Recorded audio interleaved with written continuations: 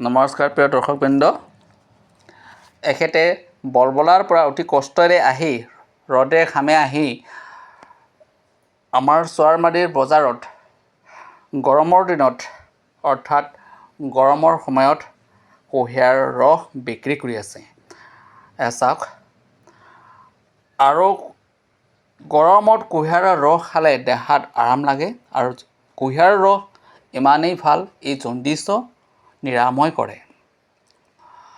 সেয়েহে আপোনালোকে গৰমত চাহ খোৱাতকৈ কুঁহিয়াৰ ৰস খালে দেহাত খুব আৰাম, অৰ্থাৎ দেহাত কামত লাগিব আৰু এই স্বাস্থ্যৰ কাৰণে বৰ উপযোগী। চাওক, এখেতে চাওক বজাৰত এনেকুৱা এজনৰ পিছত এজনক দি আছে। একাপ আপুনি যদি ক্ৰয় কৰিব বিচাৰে তেনেহ'লে সৰু কাপত 10 টকা আৰু ডাঙৰ কাপত 20 টকা।